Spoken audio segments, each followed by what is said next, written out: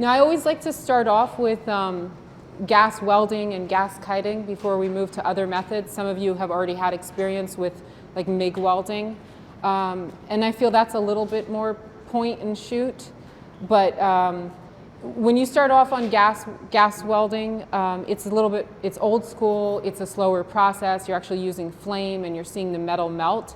So this actually makes you become a better welder across the board with the other types of welding.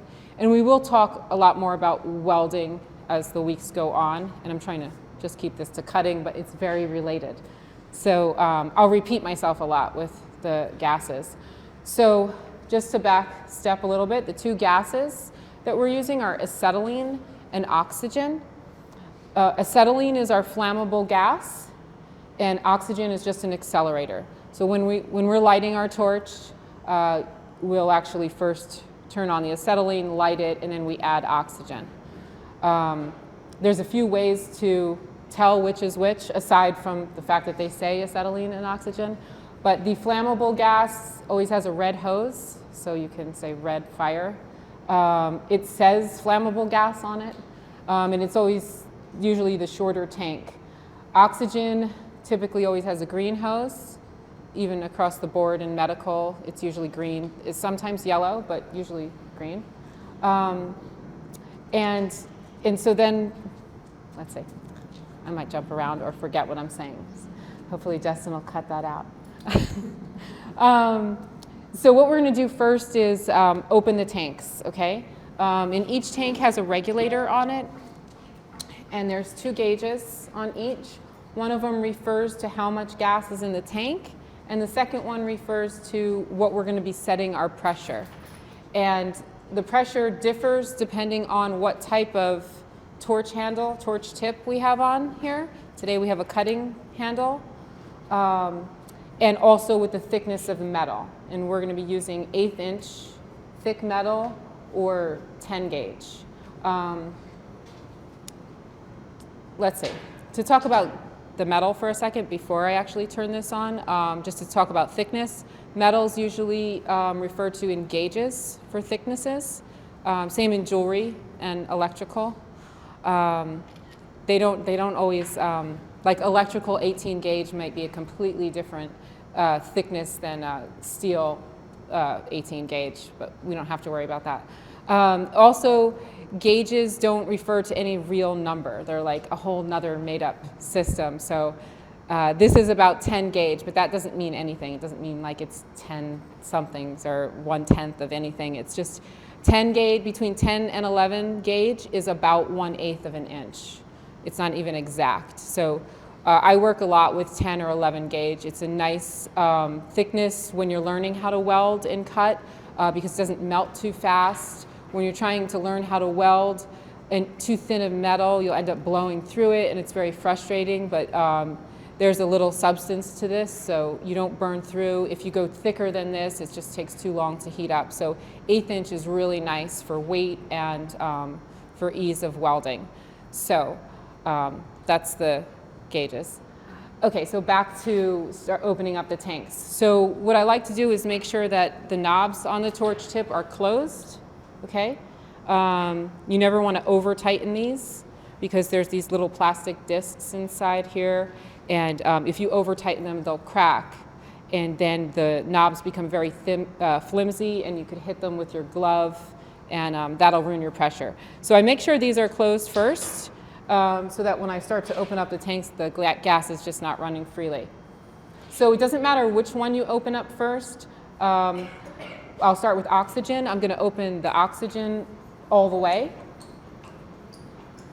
And you can see the needle go up to see how much we have in the tank. And then the acetylene, I'm just going to open maybe like a full turn and a little bit. And that's safety, okay? So since that's the flammable gas, if somebody does catch on fire, the other person that you're working with is going to run over here and cut the source. First thing, well, maybe the person on fire is looking for a bucket of water. On that point, like if ever you're here, like I always have a rule of working two people together so that you can watch each other and help keep each other safe, and never to panic in a situation like that. I always check everything for leaks. Jordan, where's Jordan? Oh, there you are, sorry.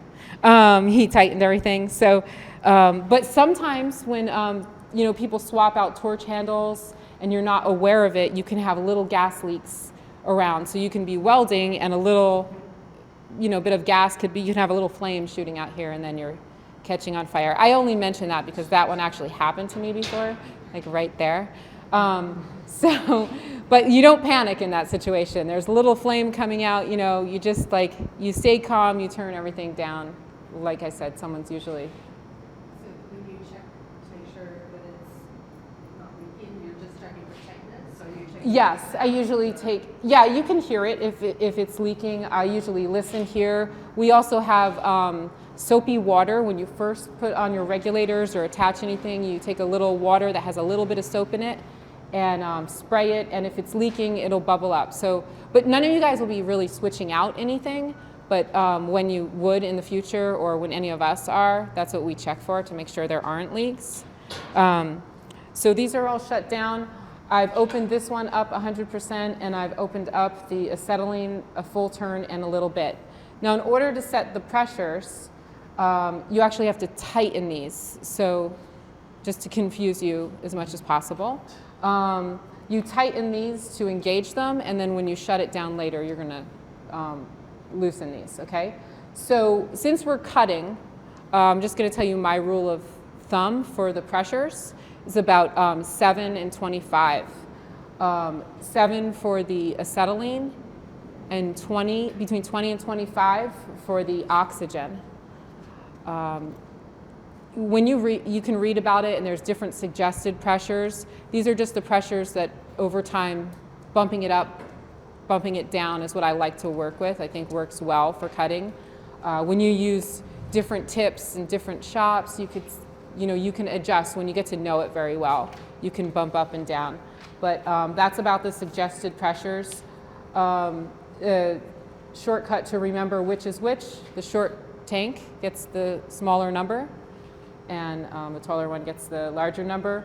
Also, if you look at the regulator, acetylene only goes up to 15 psi, where the oxygen goes up to 200. And then there's a big red zone after 15 on acetylene. That's because after 15 psi, acetylene becomes unstable. So unstable, things start bouncing around in there and blow up or something. No, that's not happened. But we're never going to go up to 15 psi anyway. The most I've ever had the pressure on acetylene is 10 when we're using a rosebud, which is a heating torch tip, which I'll show you later. But so for today, we're going to go 7 and 25. So you start to tighten it up. It takes a few turns before you notice the needle moving. Once the needle moves, just slowly keep going until you reach 7. Now, if you go too far, you can't just turn it down and it won't come down. So you turn it down and you actually have to bleed the line because the gas is still in the line, so it holds the pressure, and then start again.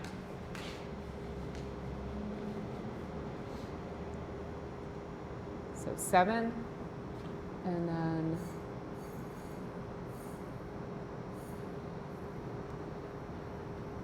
25. Okay. So now that our pressures are set, another thing I like to do is I like to move my tanks away. There's like a long hose. There's no reason to have a big, giant, flammable tank of gas behind you while you have fire, just for extra safety. So I usually set that up and get it away from me. And then I'm also really aware of where my hose is, so that when I'm cutting or welding, I'm comfortable, I'm not tripping over the hose. I'm a righty. I usually hold the torch with my right hand, so keep the hose off to my right side. Are there any lefties in here? Okay, okay. We'll address you guys. So also, I like to set up my space where I have a spot to hold my torch. And sometimes it's a vise that I set up that I set it in, or if it's hung off the table, that's fine too. But you always want to leave your tip hanging off the edge because these are copper and brass. It's a very soft metal. So if it's falling on the floor or you're just banging it on the table, it can dent up the metal, and then that ruins your flame. Okay, so it messes up the welding or cutting. So it'd be gentle with your tools. So I hang it off the side. Okay, now that the pressure's set, we have to adjust the pressure again on the torch handle. So if you notice, there are 3 knobs, okay? With, when we're welding the torch tip, actually, Jordan, would you go get any welding tip that's in there, please? I just want to show everyone how a welding tip looks different than the cutting tip. Thank you. So these 2 knobs here, one is for acetylene, one is for oxygen. And you can remember the hose colors, the red and the green. But it also says it here. So there's all kinds of signals to tell you what's what. So it says oxy right here, and it says fuel here. Whatever your flammable gas might be. Of course, in our case, it's acetylene. So when we're cutting, what we're going to do is we're going to take this oxygen knob and we're going to transfer the oxygen knob to be this knob, okay? So make sure this is shut, and then we're going to open our oxygen all the way, okay? So then we're never going to think about this oxygen knob for the rest of the time. We're going to use this acetylene knob and this one for adjustment, the oxygen for adjustments. That'll be different with welding, okay? We'll only use these 2. I try and make everything as confusing as possible. Is that working? Okay, it'll come together. Thank you. Just let me show you the difference.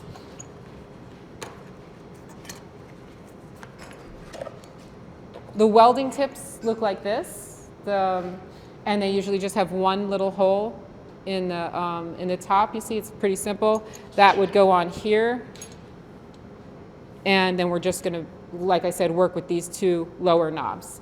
But for cutting, again, we transfer the oxygen knob to up here, and then we're also going to have a trigger. Well, what this does is it brings the oxygen all the way up to here in the torch, and when we're ready to cut, which I will repeat a bunch of times, this will be like our trigger, okay, that shoots a stream of oxygen. The torch tip here, there's several holes in the torch tip. There's usually about 7. So there's 6 holes in a circle, and then there's one larger hole right in the center. The larger hole in the center is what shoots out a stream of oxygen that makes the cutting happen. So once I show you how to light this, we'll have flame going. And all that fire and flame comes out of those 6 holes. We'll be heating up our metal.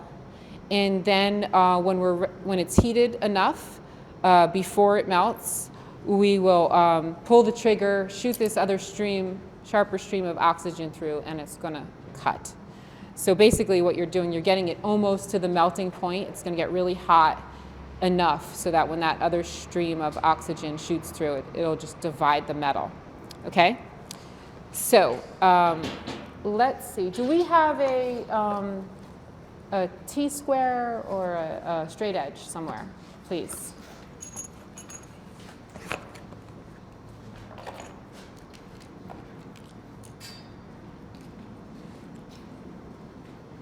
Thank you. Okay, so what I like to use to mark on metal, a few different things. I usually always have Sharpies for cold cutting. But when we're wearing goggles, it's a little harder to see once the flame is on. We use soapstone to mark on metal, and it looks like chalk, but soapstone is a little bit more fire resistant than chalk, so when you add fire to it, it doesn't burn away, and you can still see that through your welding goggles, okay? So, let's see. Is it just a matter of washing it off in some way later? Yes, see that? Just rubs off. Yep. So it is actually, I'm going to pass some around. It feels, if you haven't felt soapstone before, it's a really nice carving stone too, and it feels soapy.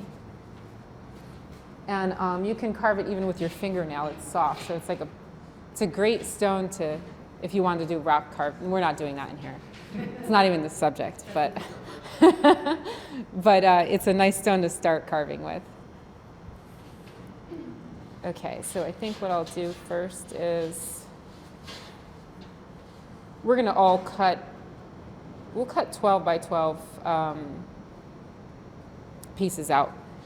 We're all going to cut today, but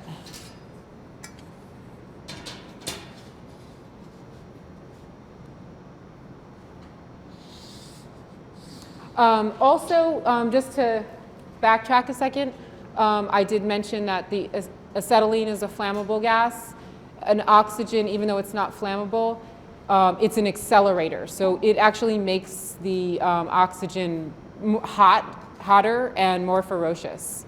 So it's not safe. It's actually dangerous. And if it fell over, that would actually act like a missile. So it may not, alone it wouldn't be on fire, but it could probably shoot through the wall. So oxygen is also dangerous, and it's an accelerator. And it makes our flame as hot as we need it to be for cutting and welding. Striker. Okay. Okay, so what I'm going to do is I'm going to open the acetylene a little bit, just a touch. If I open it up too much, it's going to be like a loud poof. You know, like when you try and light your gas heater or your stove or something, then the gas is running and then finally it lights and so you lose some eyebrows. We don't want to, or eyelashes. We don't want to do that, so it looks weird. But so I'm just going to turn on just a tiny little bit of gas. That's all it takes to light it with the striker. And You already had your oxygen on, right? no, the oxygen is okay. Not to confuse you, the oxygen is off. We do not add the oxygen until we get our acetylene to the appropriate looking flame, okay? I know that you think it was on because I opened this knob up all the way, but really all I was doing was transferring it to this knob. So we're not adding any oxygen until I open that knob, okay? So I just transferred knobs. So we always open the acetylene first because that's the flammable one. And then we get that to a certain pressure by sight and sound. And then we add oxygen to make it hotter and accelerate the flame. Okay, so what I'm going to do, just to run this by you, is I'm going to open the acetylene. I'm going to light it. We'll have a little flame. And then what's going to happen, I said there's 6 holes, right? Well, there's our torch tip. And so acetylene is going to be coming out of those holes. I'm going to get this to a certain pressure that looks good by sight and sound, which I'll show you. And then I'm going to add oxygen once I get the acetylene to where I want it to be. And what's going to happen is you're going to see a bunch of little white cones that come through each hole, okay? And this little feathery cone, the stream of white that shoots through the flame. And I'm going to keep adding the oxygen until this long feathery cone gets shorter and shorter. As I add oxygen, this is going to get shorter and shorter until it meets these little sharp white cones. It's going to make more sense when I turn it on, but that's going to be a neutral flame. So I slowly add oxygen until the 2 cones meet, or in this case, it's going to be 6 because there's 6 holes. And that's going to be a neutral flame. And once I get it to neutral is where I want it to be. I will then make it neutral a second time by holding this down because when I add more oxygen, it gets unneutral a little. Add a little bit more oxygen, and then we're ready to go, okay? And all of this might sound foreign, but like I'm going to repeat it 100 times, and then once you see it, it makes more sense. Another thing I like to do is, if I'm a righty, I usually leave my right glove off while I'm lighting my torch because I'm going to have to wear the old, more comfortable gloves, the dirty ones.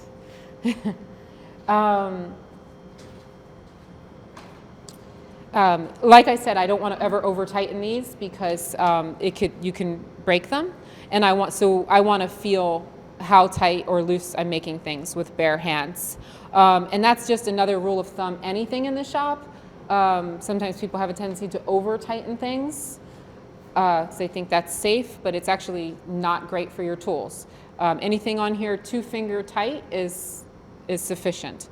So I'm going to leave that off while I light, and then once I have my flame going, I'll slip that glove on. Okay, so we're ready for fire. So I'm going to just a little bit of acetylene. Another thing. I say one thing. There's a lot of things. The next thing. When you're lighting any torch, okay, you want to try not to light it like this to where your striker is facing you, because sparks or flame could shoot back in your face, okay? So I always like to hold the striker away from you, so it just means you have to turn your torch handle up, okay? So that you're like this when you light it. Just another little safety thing. So a little bit of acetylene, ready? And then we have fire. Now this is where you have to just go by sight and sounds. There's no numbers for this, okay? So we can put our goggles on, so we'll be getting brighter. So if you look at the flame, this is kind of a flimsy flame. It doesn't sound real strong. There's a lot of carbon, black smoke floating up. You can draw with it if you want. This is too high, okay? It sounds loud. There's a big gap between the torch tip and the flame. And like I said, that's kind of flimsy. So we're going to get it to this like medium to strong flow. That's about nice. It sounds good. Okay? And just by bumping it up when you guys start to cut and weld on your own, by bumping it up a touch or down a touch, you really notice a lot of difference in your cutting or your welding. And that's where it's more like a cooking recipe, where you do have to actually practice and feel it out, because then you get to know your flame better than just what you read in a book or what I can tell you. You have to feel it. I always kind of relate it to cooking. Okay, so now there's our medium to strong flow of acetylene, and I'm going to slowly add oxygen. Okay, see how it's starting to get brighter? Now I'm adding more. Now if you guys, now everybody come close to the fire. Okay, so if you can look right at the torch tip, you see those little tiny cones I was talking about? They're very small. There's 6 of them out of each of those 6 holes in the top of can you guys all see that? And then see this longer feathery part? That's what I was talking about, okay? So as I slowly add oxygen, see how it gets shorter? Now what you want to do is add it till they just touch, okay? If you go too far, it's a little higher pitched, those cones are sharper, that's too high. So come back out again, just make it meet. That's good, okay? That's good. Now, with the cutting torch, if this were a welding tip, then you'd be done. You're neutral, you're ready to weld. But with cutting, what I'm gonna do is I'm gonna squeeze the trigger. You notice how it's really not neutral anymore? So I'm gonna squeeze the trigger and add a touch more oxygen. One thing to remember, and this is something people do, I've noticed when they first start, is they try and like stay away from the flame as much as possible. They're like, whoa, and they like hold back here on the hoses, and you don't want to hold back here on the hoses, okay? You're totally fine. You're gonna have your right hand or your dominant hand holding here to hold the trigger, and look, you can have this neck. You can hold and steer right up here. You don't have to worry about being that close to the flame. You're totally fine, okay? So now what I'm going to do is I'm going to slip on my other glove.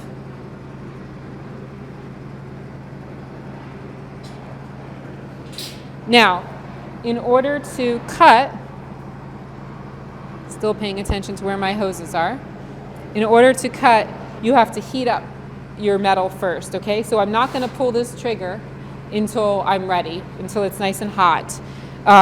So I'm going to follow along this white line. I'm not going to let the little cones never gonna let the cones touch the metal. You can be right above the metal with the cones. At the point of the cone is the hottest part of the flame.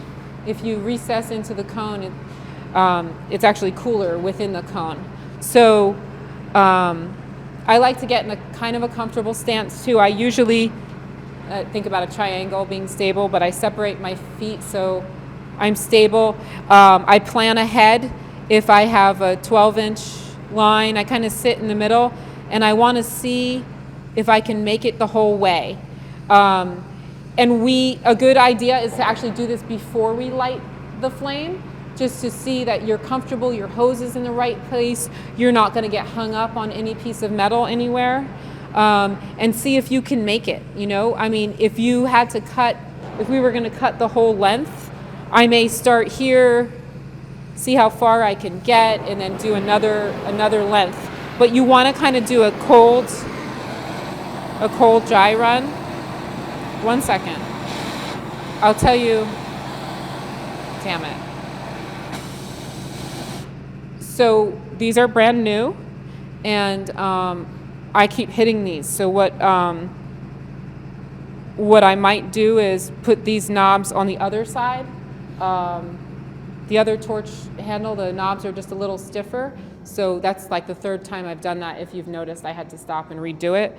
As soon as my glove hits it, it's changing the pressure.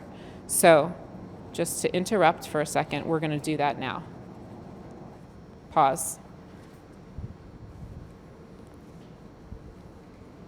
So I'm going to put the knobs on the bottom.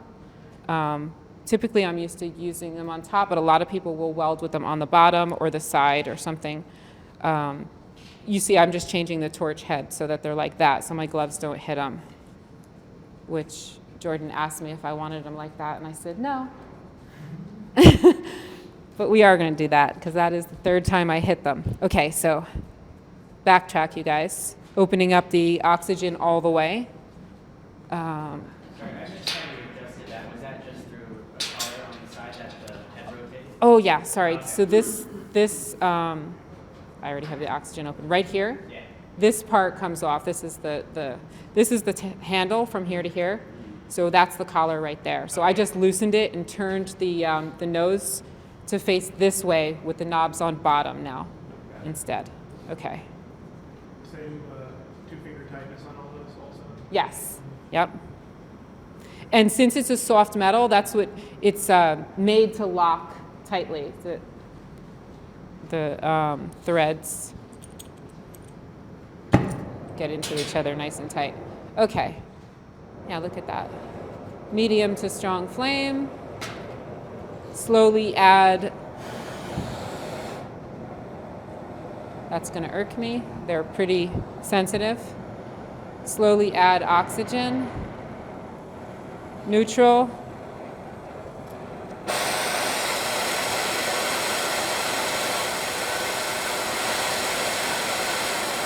Neutral again. And now we're ready to go again. Slip the glove on, don't hit any knobs.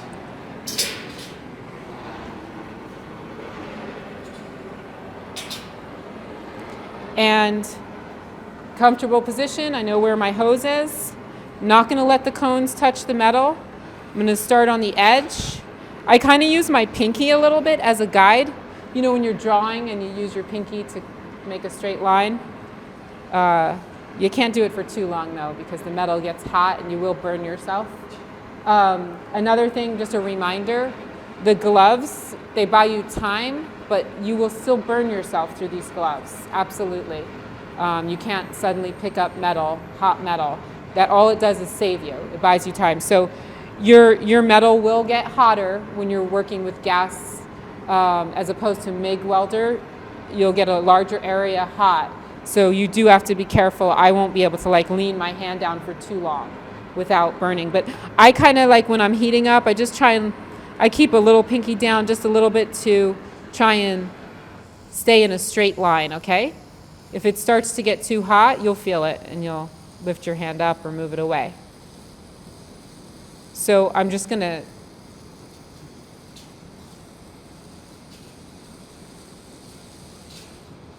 I'm going to go back and forth a few times. You can, if you come in, you can see the steel start to change color as it gets hot. If you're trying to do exact work, do you go outside your line or right on? Okay, I would go on your line. You can give yourself a small bit of room, but what I've noticed, if I go above my line, then I just end up with too much material and have to grind off more than I wanted to. So I would try and draw a thin line, the size that, pretty much the sizes you want it, and think about you're going to lose a little bit of material. Try not to pass into your, don't cross over your line, but you don't really need to give yourself that much space. Not like a 1/4 inch. You'll be grinding forever. Okay, so now what I'm going to do, I think that's pretty hot. I'm going to start on the edge. If you notice, if you come in, you see how orange the metal's getting now, because it's really hot. That's going to melt if I stay on there, okay? So I'm not staying on it because I don't want to melt it before I cut, okay? It'll end up messy. Okay, so what I'm going to do is as soon as I see it get orange, I'm going to pull the trigger and then I'm going to go. Okay, ready?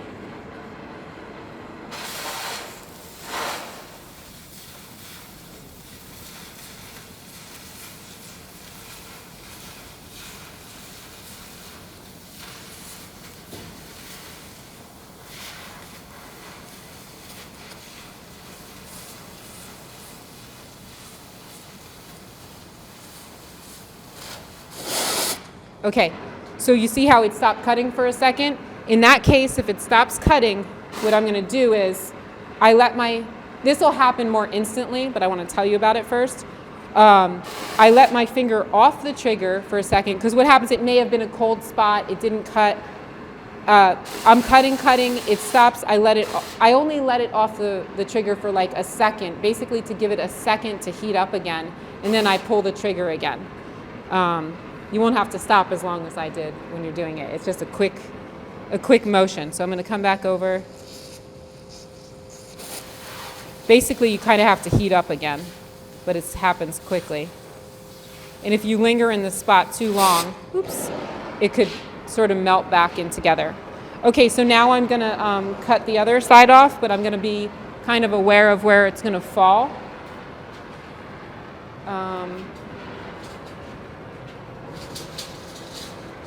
Let's see. Let's lift and go towards you, and then let's go that way a little.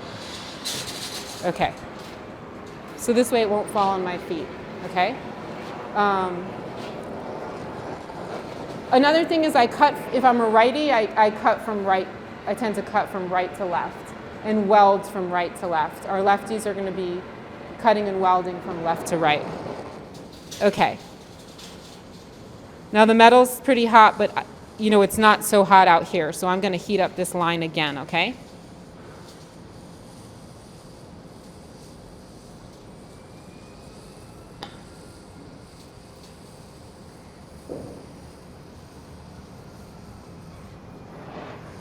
I'm on a slight angle when I cut. I try and stay on the same angle. If you're traveling this way, a normal motion would be like as you're going left, you see how the torch tip gets more on an angle as you're going like this? You want to try not to do that. You want to try and stay on the same angle the whole way. And it's not a very sharp angle, but the reason why I'm trying not to stay perfectly perpendicular is if little sparks or heat shoot straight back up into the hole, it can make a loud pop, scare you, it can make the flame go off. So if you're on a tiny bit of an angle, if you just think about geometry, the heat and the sparks are going to shoot out instead of straight back up into the holes. Just as I go, I remember these little things to tell you.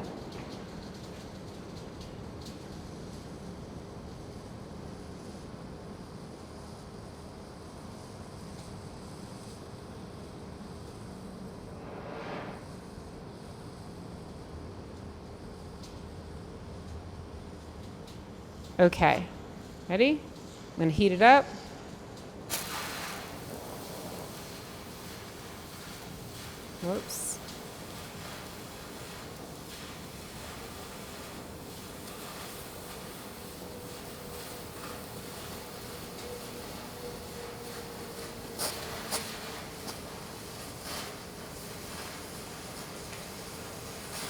Oops.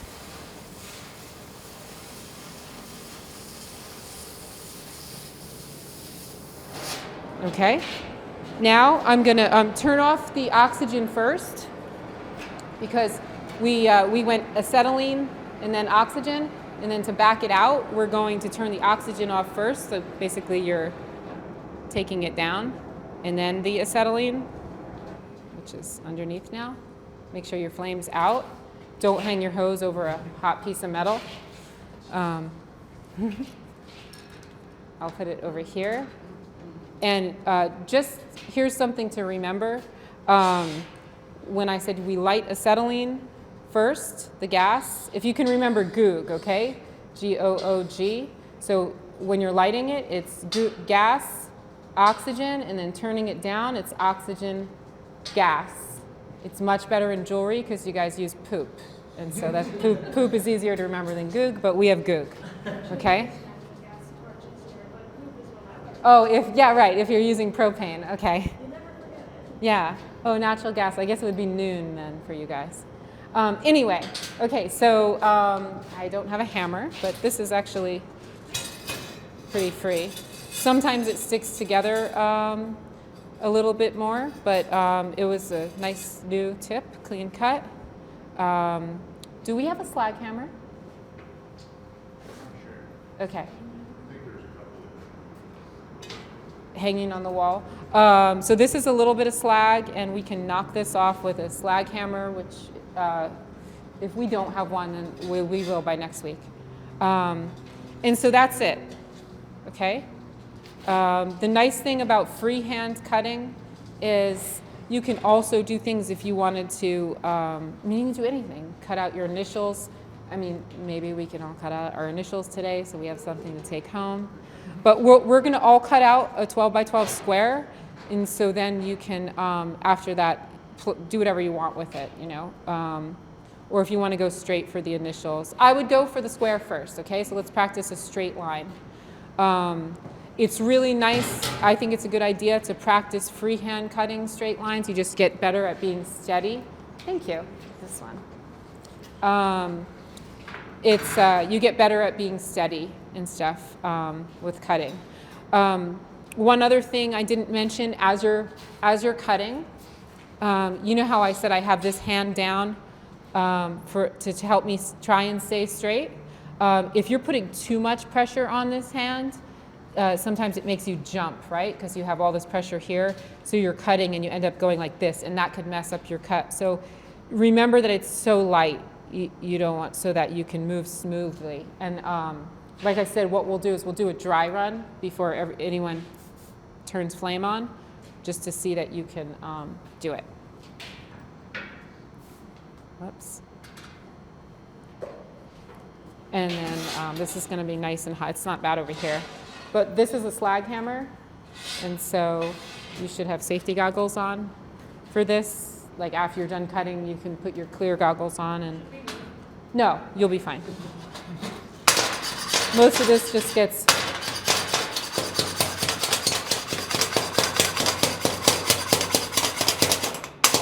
knocked off. There. And then later on, we'll use the angle grinder. We'll get into that so I could show you how to clean the edges up. But most of this stuff will come off with, it's pretty porous, just little melted porous metal that built up as you were cutting. Most of it just gets knocked off, so you don't have to waste your time grinding that later. You clean it up like that, and then you can grind. And in the welding workshop, we'll make cubes, so we will be trying to keep accurate dimensions. So like if we do a 4-inch cube, whatever size cube we do, what I like to do after you cut like this, if you want to get a nice straight edge or keep all your dimensions uniform, that's when I use a Sharpie and a straight edge. And what we can do is just grind down to that Sharpie mark so you get like a really straight line. But we'll get there. So I'm going to take this hot piece and just put it over here.